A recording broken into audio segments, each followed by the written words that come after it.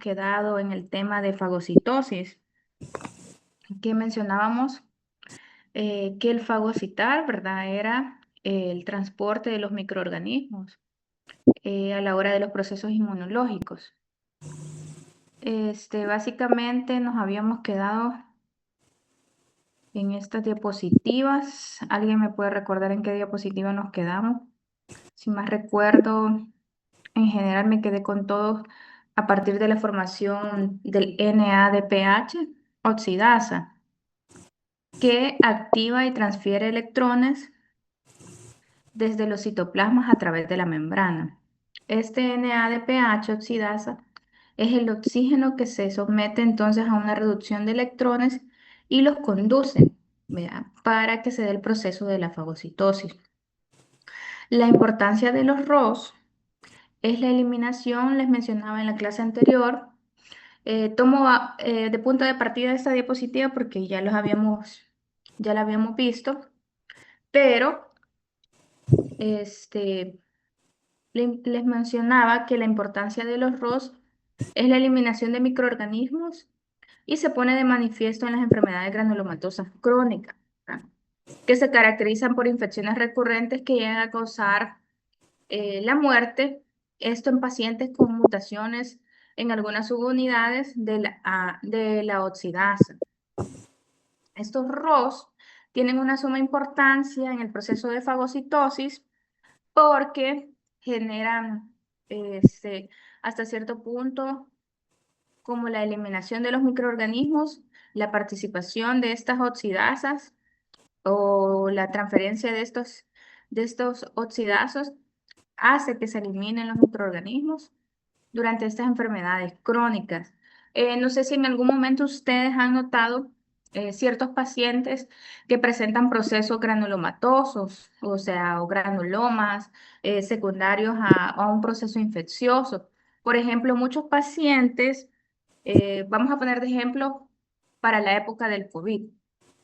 Teníamos muchos pacientes que generaron granulomas, o sea, a nivel pulmonar, secundarios al proceso infeccioso agudo que tuvieron en su momento y que posterior se convirtió en una infección por el virus, ¿verdad?, del COVID, y que concomitante se presentó también una infección bacteriana. Entonces, estos tejidos lo que hicieron es formar un granuloma porque se estaban en constante exposición a estos microorganismos. Entonces, esos granulomas, para combatir todos esos granulomas que se forman a partir de una sobreinfección microbiana o bacteriana, una sobreinfección viral o bacteriana, están los NDPH, ¿verdad?, oxidasas, que participan en la eliminación de todos estos componentes que se desarrollan a lo largo de los procesos infecciosos. Bueno, primero que nada, ya abrí la cámara para que nos estemos viendo, ¿verdad? Quiero mencionarles que, continuando con esa parte de los NADPH, a ver,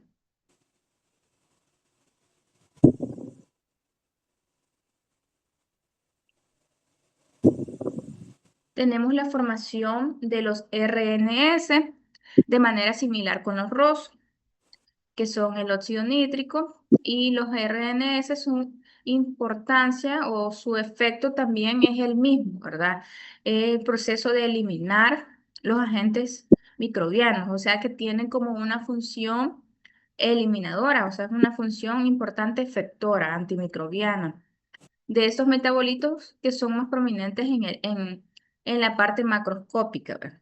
Los fagos, en los cuales se han estudiado a mayor detalle la actividad de los NO o los RNS, es regulada principalmente a nivel transcripcional, aunque algunos fagocitos, por lo regular, reducen la cantidad de óxido nítrico o de los RNS y los ROS inmediatamente después del estímulo microbiano, ¿verdad?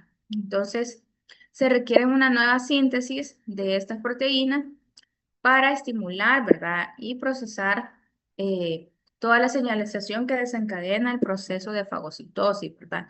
Como son las citocinas proinflamatorias, como el factor de necrosis tumoral y algunas interleucinas que activan la señalización de cascadas y producen los NOS, por lo que por la que hay una generación de los RNS, requiere más tiempo de producción, ¿verdad? Entonces, la función de los RNS y de los ROS básicamente va a ser una función antimicrobiana.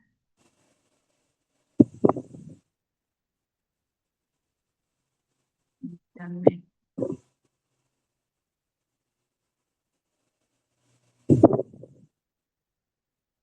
Entonces tenemos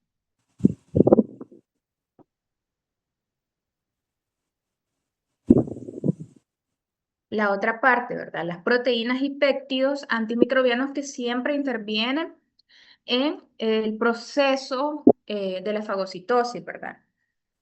Puede ser que algunas diapositivas con uno de los dos grupos ya las pasé, ¿verdad? Pero estoy retrocediendo para que todos estemos en la misma sintonía de donde nos habíamos quedado de la clase. Continuando con las proteínas y péptidos antimicrobianos, los fagocitos presentan una amplia gama de proteínas y péptidos que antagonizan los microorganismos dentro del fagosoma, ¿verdad? ¿Se acuerdan la imagen que les puse, la imagen anterior, ¿verdad? Que vimos un fagosoma comiéndose a un microorganismo. Completan la herramienta antimicrobiana del fagosoma descritas con anterioridad. Entonces tenemos que estas proteínas y péptidos, hay tres tipos principales de antimicrobianos en ellos, en estos fagocitos. Tenemos a los péptidos catiónicos que se unen a la membrana microbiana y comprometen la integridad del microorganismo, ¿verdad? Si se fijan, todas estas proteínas que acabo de mencionar anteriormente tienen la misma función, tienen una función antimicrobiana y es eliminar el microorganismo, ¿verdad? Entonces, hay tres tipos principales de antimicrobianos, o sea, de este tipo de proteínas y péptidos. Están los péptidos catiónicos, que se unen a la membrana microbiana y comprometen la integridad del microorganismo. Tenemos las enzimas proteolíticas que causan la destrucción de microorganismos y proteínas que privan a los microorganismos de nutrientes esenciales. ¿Se recuerdan que en algún momento en las clases les mencioné que se crea un ambiente inhóspito, ¿verdad? Inhóspito quiere decir un ambiente poco agradable para el microorganismo para que pueda sobrevivir, porque estos microorganismos, como lo vimos en microbiología, necesitan nutrientes, necesitan un pH adecuado para poder desarrollarse y crecer, ¿verdad? En estos casos, estos péptidos antimicrobianos lo que hacen es que crean eh, que el microorganismo no tenga esos nutrientes esenciales, o sea, no llegue, lo eliminan de las membranas, lo sacan, lo envuelven en el fagosoma para que impidan el crecimiento de estos microorganismos. Luego tenemos los péptidos catiónicos, que son las defensinas y las catelicidinas, perdón. Están las defensinas y las catelicidinas. Las defensinas son pequeños péptidos que miden aproximadamente 28 a 42, con carga positiva y estructura terciaria, plegada que incluye tres puntas de disulfuro. Entonces, en este caso, esa parte del texto nos describe, ¿verdad? Cómo está conformada estas defensinas y cómo están formadas químicamente, y su estructura va a ser similar un poco a la posición de algunos disulfuros. Los leucocitos y las células epiteliales son las principales fuentes de defensinas. Si ustedes saben, ¿verdad? Los leucocitos forman parte también de la fagocitosis, y también algunas células epiteliales son encargadas también de la eliminación de esos microorganismos. Por lo menos se ha descrito, según su libro de texto, 6 tipos de defensinas: la defensina 1, 2, 3 y 4, que se encuentran principalmente en los gránulos primarios azurófilos de los neutrófilos, por lo que también se denominan en sus siglas en inglés en HNP, Human Neutrófilos Péptidos, o sea, los péptidos de los neutrófilos. Otras defensinas son las defensinas 5 y 6, que son producidas en su mayoría en las células de Panet en el sistema, en el intestino, ¿verdad? Entonces, estas defensinas específicamente se van a formar en el intestino, aunque se han encontrado también algunas defensinas de este tipo en epitelios urogenitales y en epitelios de las vías respiratorias. Como ya previamente hemos hablado, ustedes saben que tenemos eh, estas células en todas las partes de nuestro cuerpo, ya sea a nivel pulmonar, a nivel urológico, a nivel de la piel, que van a estar encargadas de realizar el proceso y eliminación, ¿verdad?, del microorganismo, la fagocitosis. Luego tenemos algunas enzimas proteolíticas que también forman parte del proceso de la fagocitosis. Digamos que es la segunda clase de antimicrobiano, abarca una amplia variedad de enzimas proteolíticas que participan en la destrucción de un microorganismo. Los lisosomas presentes en los gránulos azurófilos de los neutrófilos catalizan la hidrólisis de las uniones 1,4 entre los residuos del ácido N-acetilmurámico y el N-acetilglucosamina, componentes estructurales de la capa bacteriana y peptidoglucano que comprometen la integridad de las bacterias gram positivas, ¿no? En este caso, si tenemos la presencia de bacterias gram positivas, tenemos estos lisosomas, el N-acetilmurámico y el N-acetil-D-glucosamida, que son componentes estructurales que se van a encontrar, ¿verdad?, a nivel de estos peptidoglucanos. Los fagosomas además están equipados por un surtido de enzimas que degradan varios componentes microbianos y la acción conjunta de las proteasas, lipasas, nucleasas, glicosidasas y fosfatasas pueden medir la desintegración del microorganismo. ¿Qué proteínas causan derivaciones de nutrientes? Bueno, es posible prevenir el crecimiento microbiano limitado a la disponibilidad de nutrientes esenciales dentro del fagosoma, ¿verdad? La idea es que cuando el microorganismo penetre en el fagosoma, o sea, en el, el macrófago, ¿verdad?, específico que va a eliminarlo, no tenga los nutrientes adecuados, no tenga el pH adecuado. Entonces, con tal fin, los fagocitos secretan SR en el lumen del fagolisosoma e insertan transportadores en la membrana fagosomal. Luego tenemos la presentación antigénica en el contexto molecular de la activación del sistema de complemento. La última fase de la fagocitosis conduce a la presentación antigénica e implica la participación coordinada de diversas moléculas, entre estas la cadena 11 o la cadena invariante y las proteínas de M. Las moléculas del sistema de complemento se ensamblan dentro del retículo endoplásmico, seguido de una maduración funcional en compartimentos endosomales ricos en péptidos y antigénicos. La cadena invariante es una glicoproteína transmembranal no polimorfa que no está codificada. Existen varias isoformas generadas por procesos de splicing alternativo y el uso diferente de codones en la iniciación. ¿Vean? Su nomenclatura se fundamenta en un peso molecular. Luego tenemos las fases críticas en el proceso de la fagocitosis. En este caso vamos a mencionar compartimientos endocíticos en el procesamiento y presentación de antígenos. Los antígenos internalizados, ¿se acuerdan la palabra que era antígeno internalizado? O sea, cuando está adentro, ¿verdad?, de una célula polimorfonuclear. Son confinados en endosomas con microambientes que favorecen la proteólisis y la desnaturalización de las proteínas, aunque estas vías permiten la interacción de muchas moléculas. Con antígenos exógenos, las moléculas del sistema de complemento también pueden utilizar estas rutas para adquirir antígenos, lo que se llama presentación cruzada de antígenos. Y aquí tenemos algunas patologías asociadas a defectos en el reclutamiento de los neutrófilos al sitio de la infección. Vaya, aquí se puede ver una imagen donde observamos un neutrófilo que va evolucionando, ¿verdad?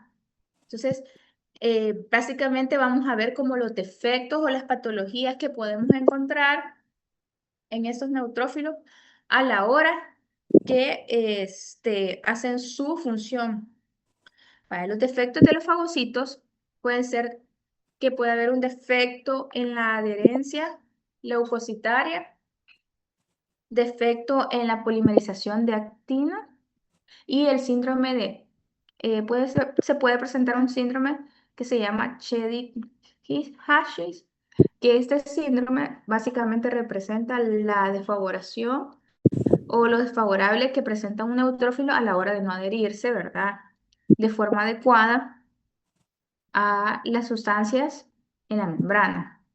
Luego tenemos defectos en la adhesión mediada por selectinas, la ausencia de Cialis-Lewis, defecto de adhesión leucocitaria y tenemos defectos en la adhesión mediada por las integrinas. Los defectos de la adhesión leucocitaria 1 y los defectos de la adhesión leucocitaria 3. Es por eso que hay defectos también en la quimiotaxis y defectos de adhesión leucocitaria.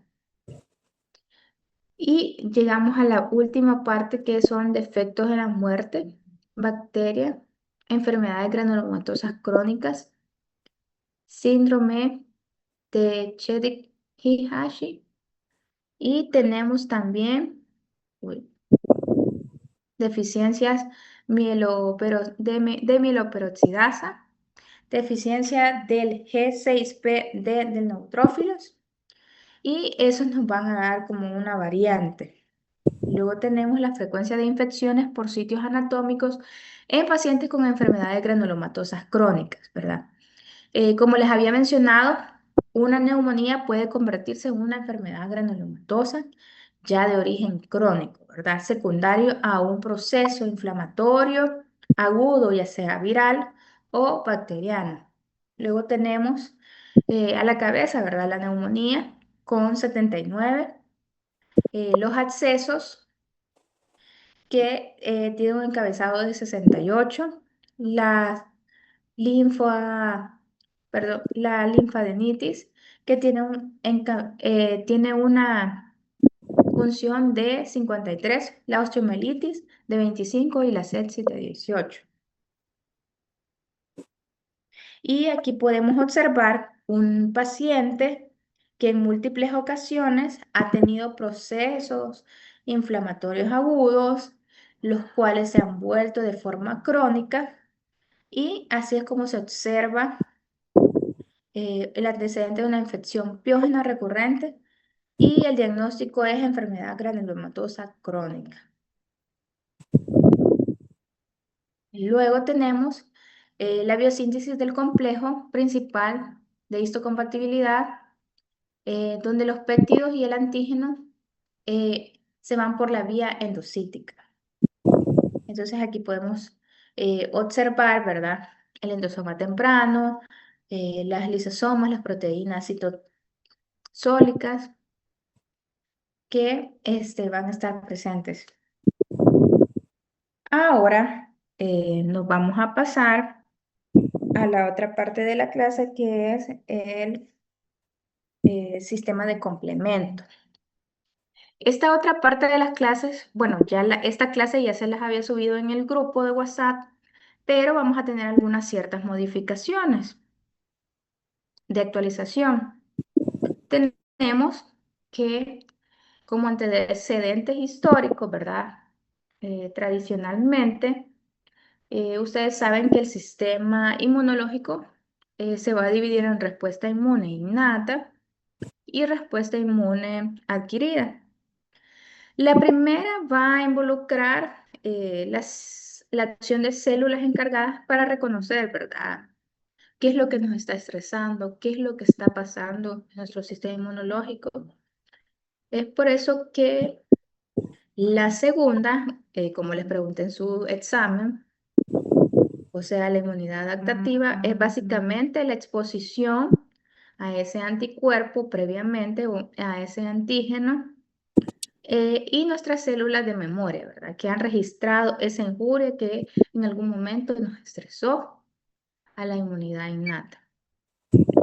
Entonces, el sistema de complemento básicamente forma parte de la respuesta inmunológica innata y lo conforman un conjunto de proteasas y factores distribuidos en todo el organismo, sintetizados y secretados por diferentes células ante diversos estímulos, que incluyen células, o sea, que son básicamente este es estimulado por ellas, por hormonas, por citocinas, las cuales el sistema de complemento va a tener ciertas funciones, ¿verdad?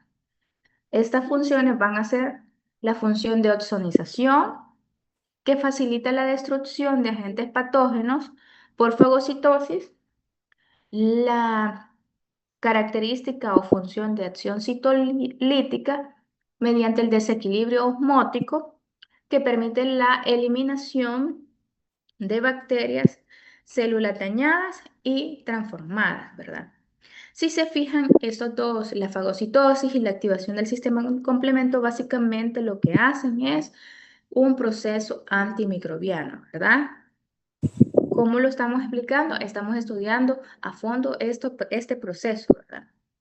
Entonces, como les continuaba diciendo, otra función importante de las células que se activan posterior a la respuesta inmune innata y que activa el sistema de complemento son la de potenciar la respuesta inflamatoria, ya sea con analofilotoxinas, agentes quimioatrayentes, etc.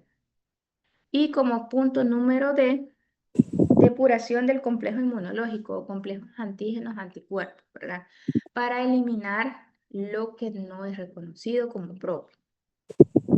Entonces tenemos que en 1890 Jules Ward razonó que la actividad bacteriolítica requiere de anticuerpos específicos que sobrevivan al calentamiento. El componente de la actividad lítica termolábil. Paul Ehrlich, ¿verdad? Que es uno de los historiadores que en la primera clase se los mencioné, ideó el término complemento como la actividad del suero sanguíneo que completa la acción de anticuerpos. Entonces, este historiador, Paul Ehrlich, ideó el término complemento como la actividad del suero sanguíneo que completa la acción del anticuerpo. Entonces tenemos que el sistema de complemento consta de varias proteínas plasmáticas que actúan en conjunto para ozonizar o realizar la función de ozonización, como les mencionaba. eh, Ozonizar microbios es como eliminar, ¿verdad? O crear una destrucción, ¿verdad? Ese es el proceso de ozonización. La destrucción de agentes patógenos por fagocitosis. Para que se les quede claro esas palabras, ozonización es simplemente la destrucción de agentes patógenos por fagocitosis. Entonces decimos que el sistema de complemento consta de varias proteínas plasmáticas que actúan en conjunto para ozonizar microbios, promover el reclutamiento de fagocitos en la zona de infección y en algunos casos matar directamente los microbios. Es uno de los mecanismos efectores del sistema inmunológico, el sistema de complemento. O sea que el sistema de complemento forma parte de la respuesta inmune innata. Entonces aquí tenemos que básicamente están las funciones de nuestro sistema de complemento, ¿verdad? Las funciones que va a realizar nuestro sistema de complemento, repitiéndolas. Oxonización, vea, que es simplemente la destrucción de agentes patógenos por fagocitosis, así como lo podemos ver en la imagen superior, ¿verdad? Se neutraliza el microbio, entre las toxinas, ¿verdad? Ya ha habido una respuesta inmune innata. Entonces tenemos el fagocito, ¿verdad?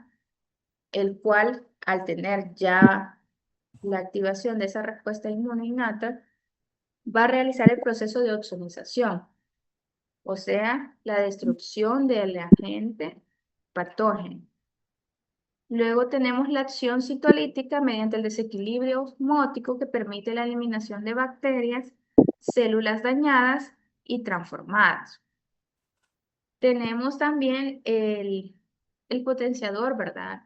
De algunos agentes o desencadena la activación de agentes o procesos de inflamación que va a generar las respuestas complejos de antígenos y anticuerpos. Entonces vamos a tener que saber cuáles son estos componentes del sistema de complemento. Primero que nada, los componentes van a ser las células, ¿verdad? Las células que participan en la fagocitosis, las células antimicrobianas. Entonces se sintetizan hepatocitos, monocitos, macrófagos, células epiteliales de los aparatos digestivos y genitourinarios. Circulan como proenzimas o simógenos. Al activarse, convierten en proteínas con funciones proteolíticas o proteasas. Elimina un fragmento inhibidor y expone el sitio activo. Sus componentes se fragmentan en componentes pequeños de reacción inflamatoria y uno grande, complejo, que son un poquito más complejos funcionales. Esos son los componentes principales que van a estar formando el sistema de complemento. Entonces, como les decía, ¿verdad? La primera imagen que les puse, los microbiólogos Paul Ehrlich y Jules Bohr, también está Jorge Nuttall, descubrieron ciertas funciones bactericidas en la sangre contra algunos bacilos, como el bacilo del anthrax, ¿verdad? El bacilo del anthrax posee ciertas características que fueron descubiertas en su momento por estos microbiólogos y por eso describieron las funciones del sistema de complemento a la hora de ser expuesto a la respuesta inmune innata, que forma parte del sistema de complemento, y posteriormente hacer la activación de este sistema. Básicamente, el complemento fue descrito como un componente plasmático termolábil que se inactiva al exponerse a ciertos grados centígrados e incrementa sus propiedades antimicrobianas de los anticuerpos, de ahí su nombre, el sistema de complemento.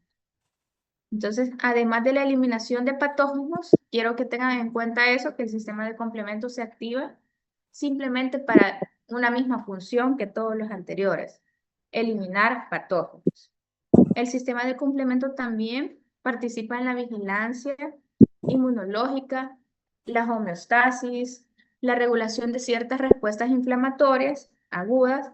El sistema de complemento también, con sus vías, participa en la regeneración tisular, ¿verdad? La regeneración de los tejidos ya afectados previamente por algún proceso, ¿verdad? Endógeno o exógeno. También, el sistema de complemento participa en la angiogénesis, ¿verdad? Como la remodelación celular, ¿verdad? De los vasos sanguíneos, etc. La movilización también de células madres y el desarrollo del sistema nervioso central y como tal controla también el proceso de implantación embrionaria. Entonces tenemos las vías de activación del sistema de complemento. Tenemos la vía clásica, la vía de las lectinas y la vía alternativa, ¿verdad? Que simplemente la vía clásica es la inmunidad, ¿verdad? De las células apoptóticas, la oxonidación y la vía de las lectinas, que son los carbohidratos y algunos aminoácidos y anticuerpos como las inmunoglobulinas G. La vía alternativa es espontánea, donde podemos observar también polisacáridos, endotoxinas y algunos complementos.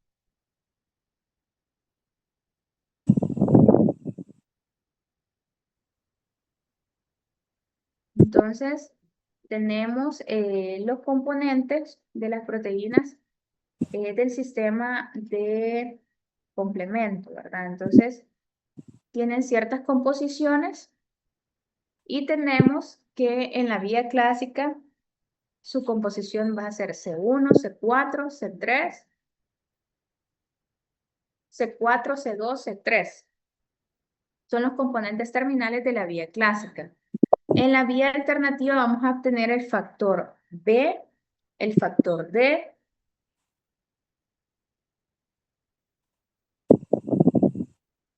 este, algunos complementos y en la vía de las lectinas vamos a tener el MLB, el MBL, el MASP1, el MASP2, C3 y el componente terminal.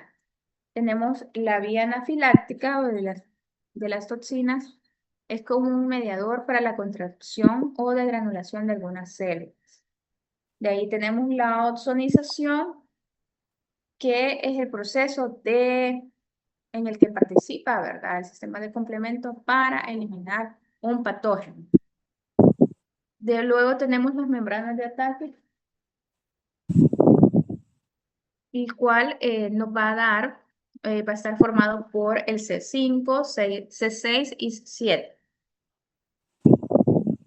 Posteriormente, aquí tenemos las etapas tempranas de la activación del sistema de complemento, ¿verdad? Por sus vías.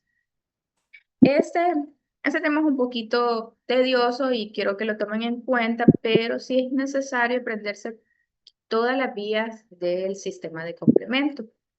Y en este caso, esta imagen representa las etapas tempranas de la activación del complemento, ¿verdad?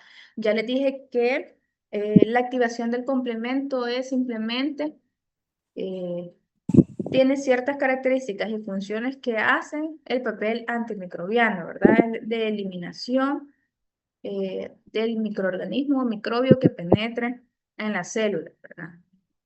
Entonces aquí tenemos las etapas tempranas de la activación del complemento, ¿verdad? La vía alternativa, la vía clásica y la vía de las lectinas. Y todas sus formaciones, ¿verdad? Y complementos de proteínas que se van a encargar de la eliminación adecuada de todos esos agentes y anticuerpos que penetren en el cuerpo. Entonces tenemos la activación de las vías alternativas y del complemento.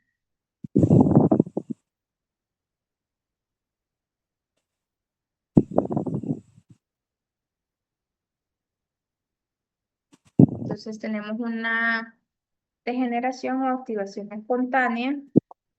Hay un proceso de degradación del microbio para convertirse en células apoptóticas o de desecho, ¿verdad?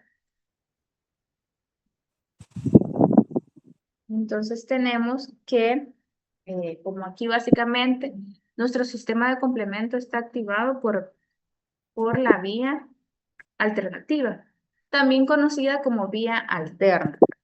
La vía alterna se dice que requiere un inicio de 4 proteínas, ¿verdad? Que nosotros las vemos aquí en la parte superior. La proteína C3, la proteína C3b y la proteína C3a. A reconocer el modo directo de los componentes de los microorganismos que van a penetrar, tiene un papel importante en las etapas tempranas de la infección y en el sistema inmunológico para los recién nacidos. La vía alterna, ¿verdad? Eso es lo que nos dice de la vía alterna. La vía alterna está activada continuamente bajo el grado de estado de reposo. ¿Por qué bajo el grado de estado de reposo? Porque básicamente esta se amplifica ante la presencia de infecciones, ¿verdad? O se magnifica ante la presencia de alguna injuria, ¿verdad? Está ahí presente, pero es una vía alterna de reposo.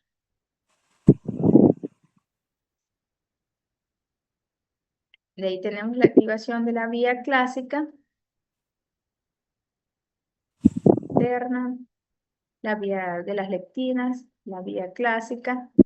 La activación de la vía clásica depende de la formación del complejo antígeno-anticuerpo, como lo vemos en la imagen en la parte superior, ¿verdad? Básicamente hay un antígeno cegado por un anticuerpo. Entonces, la vía de las lectinas depende de la formación del complejo antígeno-anticuerpo con la inmunoglobulina M y la inmunoglobulina G. El primer componente de la vía clásica, que es una de las vías del complemento, es básicamente el complemento C1, como se ve en la parte superior de la imagen. Y está compuesta por 6 subunidades idénticas con cabezas globulares y colas semejantes para realizar el proceso, ¿verdad?, decimogéneos. Entonces, el complemento C1 es una de las partes importantes de la activación de la vía clásica.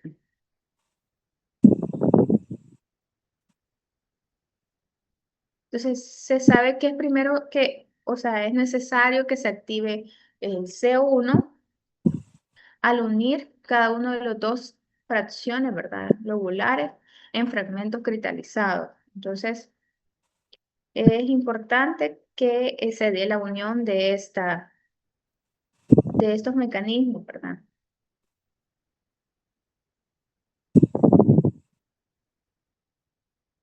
Entonces, ahí tenemos a una célula, la C1, ¿verdad? La célula de superficie, el antígeno, ¿verdad? Y el complemento.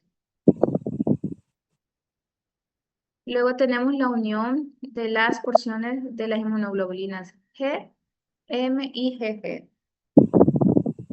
Entonces, al unirse, ¿verdad? Estas IgM al antígeno, producen como un daño, ¿verdad?, a nivel de la membrana y podrían ser o tienen un componente soluble entre el antígeno y el anticuerpo. Aquí tenemos siempre la vía este, la vía clásica, donde se encuentra el anticuerpo y el C1. Me permiten un momento, denme un segundo, voy a traer un control. Cuando, ¿verdad? Con la activación de la vía de las lectinas. Entonces, tenemos que en la activación de la vía de las lectinas, al igual, ¿verdad? Siempre van a haber proteínas, aminoácidos que van a estar presentes. Entonces, también es una vía como, digamos, en la cual va a enganchar al microorganismo, ¿verdad? Que su función básica, como las otras vías, es directamente la eliminación, ¿verdad?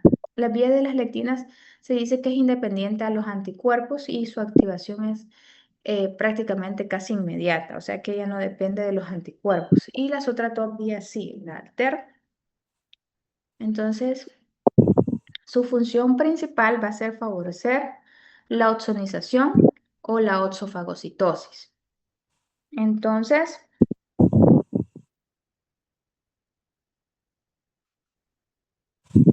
básicamente vamos a tener que se inicia con la colectina MBL, la colectina de unión, el calcio, ¿verdad? El C4B, el C2A Entonces, esta activación se da por medio de polisacáridos, ¿verdad? Que convergen.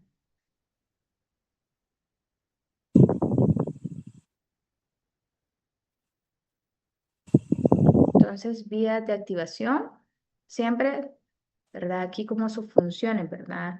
Hay un proceso inflamatorio, está la función de oxonización y fagocitosis, hay una lisis, ¿verdad? Entonces, aquí está el microorganismo, la vía alterna, la vía clásica, que depende de un anticuerpo, y la vía de las lectinas, que como les había mencionado, no necesariamente tiene que estar dependiente de un anticuerpo, ¿verdad?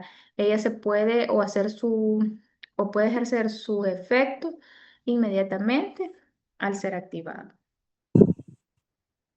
Entonces tenemos inflamación, oxonización y fagocitosis, que son los procesos tempranos de la activación del sistema de complemento. Y aquí tenemos algunas proteínas de la vía de las lectinas. Son aglutininas, oxoninas, lectinas, etcétera. La fase tardía de la activación del sistema de complemento y formación del CAM. Entonces, esta es como la fase tardía de la activación del sistema de complemento, ¿verdad? Básicamente, en la presentación tenemos a la respuesta inflamatoria, tenemos la membrana plasmática, ¿verdad? Donde se encuentra el C5 convertasa, el C5b, que posteriormente va a dar muerte o el proceso de lisis celular. Entonces aquí tenemos un ejemplo de un anticuerpo C3b que realiza el proceso de oxonización y fagocitosis.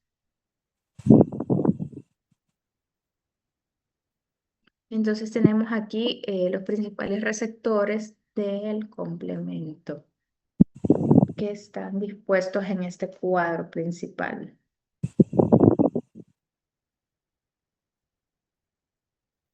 Entonces, básicamente, tenemos aquí a otros reguladores de la activación del sistema de complemento. Y esos reguladores son básicamente proteínas. Y aquí está también un pequeño resumen de la activación de las vías del complemento.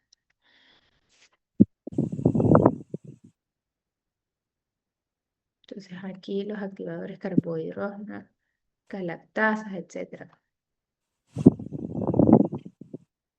Luego se dan los procesos normales, ¿verdad? De las funciones de la activación del sistema de complemento, donde se da la oxonización, fagocitosis, simulación, inflamación y alguna citolisis mediada por las células del sistema de complemento.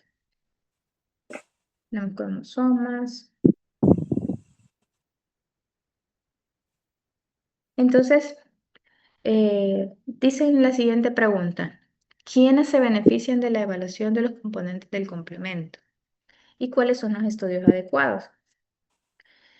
Muchas veces nosotros vemos estos procesos como nada, ¿verdad? Como un proceso simple que se da por una respuesta inflamatoria o por una respuesta inmunológica.